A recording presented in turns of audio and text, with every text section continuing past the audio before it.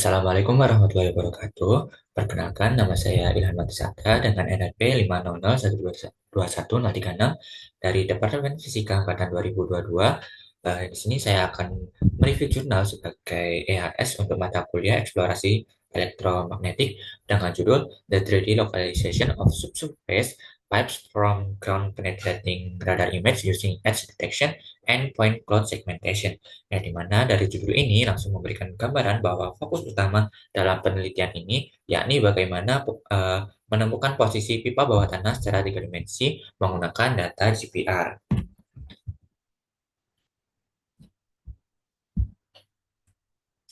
Nah, di sini akan saya jelaskan mengenai identitas jurnalnya, di mana untuk jurnal artikel, yakni The 3D Localization of Subsurface Pipes from Ground Penetrating Radar Image Using Edge Detection and Point Cloud Segmentation.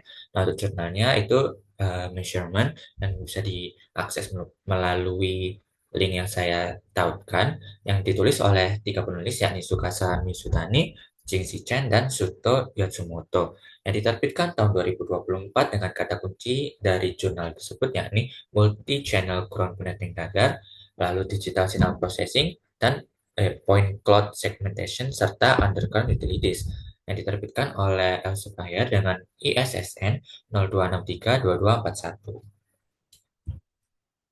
Lalu untuk jurnal ini terindeks Q1 dengan SCA 2024 1244 dengan H-indeksnya 146 yang dibuktikan dalam link yang saya lampirkan. Nah, untuk alasan mengapa penelitian ini itu diperlukan, yang pertama itu yang utama itu instruktur bawah tanah seperti pipa gas, kabel listrik serta pipa air, lalu drainase serta fiber optik itu semakin padat dan semakin banyak digunakan serta usianya sudah digunakan puluhan tahun. Ya, di mana tantangannya itu banyak sekali infrastruktur yang tidak terdokumentasi dengan baik. Yang dimana untuk pelaksanaan uh, pendokumentasiannya ini diperlukan suatu metode yang non-destruktif, yang dimana salah satu teknologi yang menjadi pilihannya yakni GPR atau Ground Penetrating Radar, yang dimana metode ini tuh tidak perlu menggali tanah atau merusak permukaan, yang dimana yang nantinya pastinya akan beberapa tantangannya akan dihasilkan dari metode ini. Yang pertama itu sinyal pantulnya sangat kompleks, lalu tanahnya memiliki lapisan yang berbeda-beda sehingga menghasilkan data pantulan yang bisa menutupi atau menjadi noise untuk pantulan pipa yang akan dihasilkan tadi. Lalu penelitian ini tuh akan menjawab dua kebutuhan sekaligus. Yang pertama itu peningkatan kemampuan pembacaan pipa secara tiga dimensi, serta mempermudah hasil interpretasi dengan alur pemrosesan yang akan dijelaskan pada slide berikutnya. Nah, seperti yang saya singgung di slide berikutnya, yakni untuk masalah yang akan dihasilkan atau yang masalah yang akan dihadapi selama penelitian ini dari data yang dihasilkan, yakni terdapat banyak noise, lalu sulitan interpretasinya, serta bentuk hiperbola yang dihasilkan itu tidak selalu jelas. Nah, untuk masalah dari pengelolaan data GPR-nya itu sinyal pantul sering tertutup noise atau layar refleksinya dari tanah. Lalu hiperbolanya juga tidak terlalu jelas. Lalu juga data GPR yang sangat besar itu menyebabkan interpretasinya sangat sulit. Lalu untuk metode lama seperti hyperbola fitting manual itu hanya efektif di model GPR dua dimensi. Nah, di mana dari sini kita mengetahui tiga permasalahan inti dari data GPR. Yang pertama itu noise, yang dimana gelombang GPR yang dipantulkan oleh skala lapisan tanah itu semakin banyak lapisan itu semakin banyak interferensi, yang dimana bakal ada noise yang akan menutupi sinyal utama dari pipa. Yang kedua, hiperbola yang tidak selalu tampak jelas, yang secara teorinya itu pipanya itu nanti akan membentuk hiperbola, lalu secara kenyataannya ketika tanahnya itu terlalu basah atau permukaannya terlalu kasar atau juga yang kedalaman pipa yang terlalu dalam, itu akan berada di zona atenuasi yang kuat sehingga hiperbola yang akan dihasilkan itu sangat lemah. Yang kemudian data 3 dimensi yang sangat besar sehingga interpretasi manual pada Biscan satu persatu itu tidak mungkin dilakukan. Di mana metode lama ini tuh gagal yang perlu fitting apa perlu data 3 dimensi kompleks yang dibutuhkan pendekatan seperti edge detection atau dan juga segmentasi point cloud yang bakal dibahas pada jurnal tersebut. Nah, lalu untuk prinsip utama GPR yang digunakan yakni persamaan hiperbola yang merupakan suatu landasan fisika dari seluruh metode yang ketika antenanya bergerak itu jarak antara antena dan pipanya berubah. Yang gelombang akan membutuhkan waktu yang berbeda untuk kembali sehingga akan digambarkan sebagai fungsi jarak horizontal waktu terhadap eh, akan digambarkan sebagai fungsi jarak horizontal dan waktu yang nanti terbentuk menjadi kurva hiperbola yang dimana persamaan difraksinya ditampilkan pada layar yang dimana peneliti menggunakan persamaan ini untuk menggunakan template hiperbola yang kemudian akan dicocokkan pada data nyata menggunakan cross correlation yang akan dibahas pada slide-slide berikutnya. Lalu untuk konfigurasi GPR yang digunakan itu menggunakan 29 antena yang dipasang melintang dan kerjanya secara simultan. Yang di sini akan eh, membuat GPR ini bisa menangkap variasi pantulan dari banyak sudut sekaligus. Yang dimana setiap antena bakal memancarkan gelombang pada rentang frekuensi 50 hingga 3030 MHz yang rentang frekuensi lebar ini memberikan keuntungan yang dimana frekuensi rendah menembus lapisan lebih dalam dan frekuensi tinggi itu memberi resolusi yang lebih baik. Lalu untuk antena yang digunakan itu diangkat 15 cm dari tanah yang dimana pantulannya nanti akan dapat diterima dengan baik tanpa kontak langsung dengan permukaan. Ya, konfigurasi ini tuh umum yang digunakan untuk GPR pada kendaraan untuk pemindaian jalan raya, yang dimana untuk instalasi antenanya ditampilkan pada gambar yang saya lampirkan di gambar figur 10 kalau di jurnalnya. Lalu untuk data GPR yang digunakan dalam penelitian ini menggunakan dua data set yang berbeda, yang dimana yang satu untuk lapangan terkontrol, yang satu lagi yang data set jalan yang lebih realistis. Yang dimana untuk yang data set untuk di lapangan itu eh,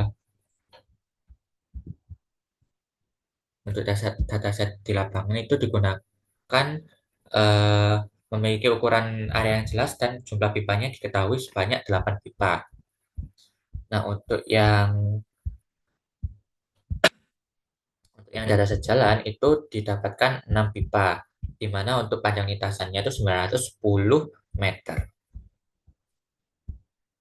Nah, di mana dataset yang pertama itu digunakan untuk pengujian terkontrol dengan ukuran 40 kali 6 meter, yang 8 pipa itu tadi, dan sedangkan untuk dataset kedua itu merupakan dataset nyata dengan 6 pipa sepanjang 910 meter tadi. Yang dengan dua dataset yang berbeda ini, peneliti dapat mengevaluasi metode baik eh, pada kondisi ideal maupun kondisi nyata yang penuh dengan ketidakpastian. Nah, untuk slide berikutnya atau slide ini bakal membahas mengenai diagram alir metode yang bakal digunakan selama penelitian. Nah, di mana ada dua proses uh, utama, yakni pre-proses binary image. Nah, di mana ini untuk menyeragamkan sinyal yang didapatkan dari kedalaman, lalu untuk remove atau mengurangi uh, noise dari lapisan berdasarkan frekuensinya, lalu deteksi tepi menggunakan operasi Kenny.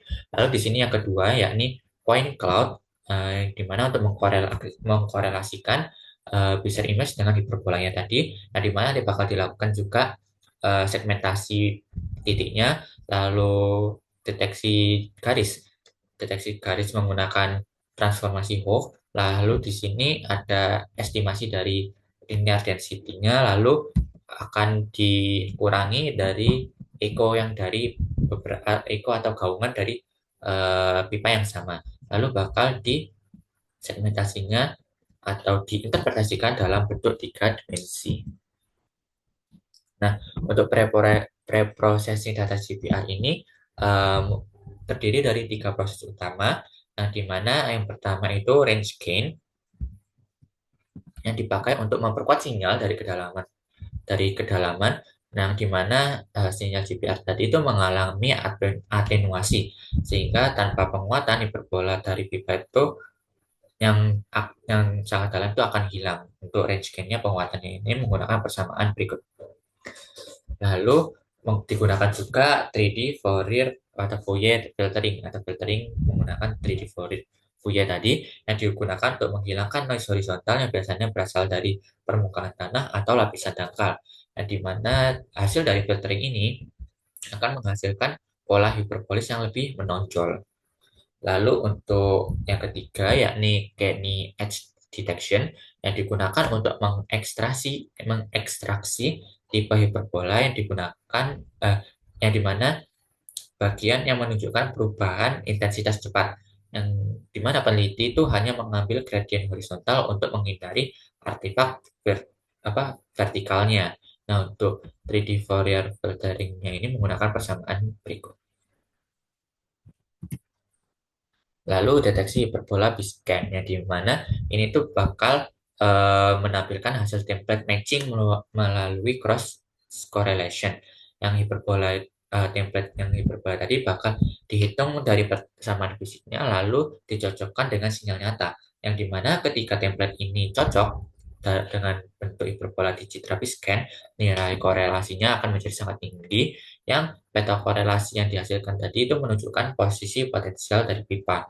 Di mana ya kesannya dalam slide ini tuh bakal menjelaskan bahwa tidak menebak-nebak posisi atau bentuk hiperbolanya, tapi berdasarkan deteksi dari persamaan fisiknya yang akan dikorelasikan menggunakan cross correlation eh, dari citra Biscan yang dihasilkan. Nah, di mana kalau keduanya ini sama, nilai korelasinya juga sangat tinggi yang menunjukkan potensi atau posisi potensi dari pipa tersebut.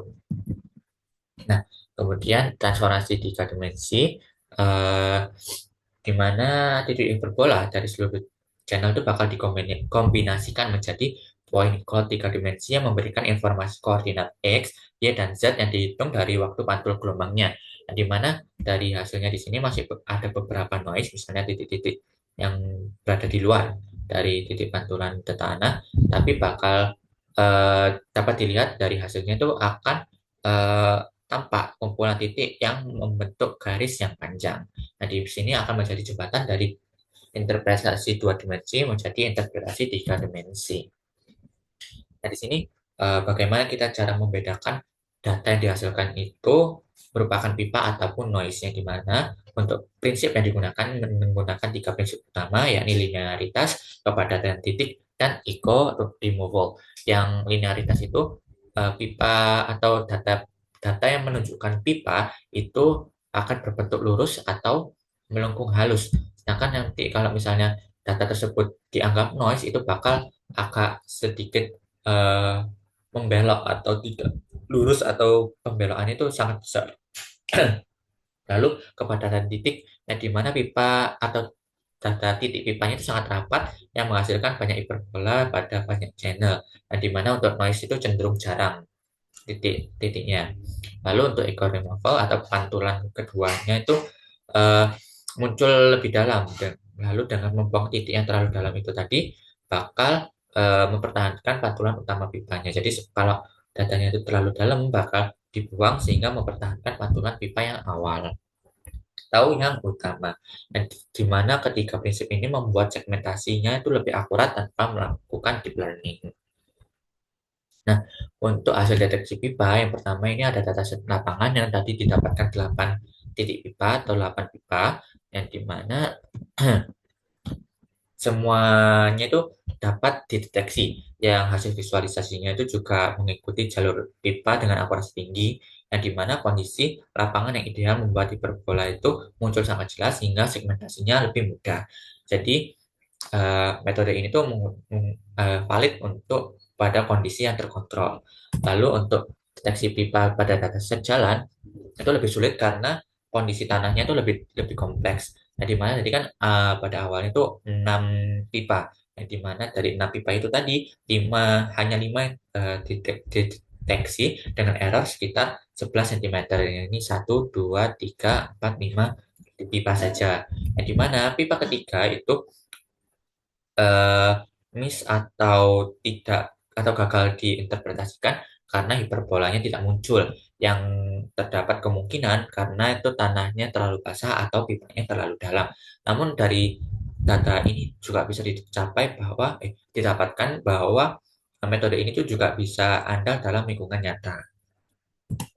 Nah, di mana didapatkan kesimpulan berupa GPL model channel ini tadi memungkinkan rekonstruksi pipa dalam bentuk tiga dimensi yang menggunakan eh, metode pendekatan fisika refleksi hiperbola, yang di mana data yang didapatkan tadi perlu kombinasi eh, pre- eh, memerlukan kombinasi berupa preprocessing GPR, filtering, serta edge detection yang menggunakan operator Gani tadi. Lalu hasil yang didapatkan itu sangat dekat dengan posisi asli pipa dengan error kurang lebih 10 sampai 20 cm saja. Yang dari hasil yang didapatkan tadi juga GPR dapat dioptimalkan tanpa melakukan deep learning, cukup memanfaatkan ciri fisiknya saja. Oke, mungkin cukup sekian yang bisa saya sampaikan. Bila ada salah kata maupun perbuatan, saya mohon maaf. Terima kasih. Wassalamualaikum warahmatullahi wabarakatuh.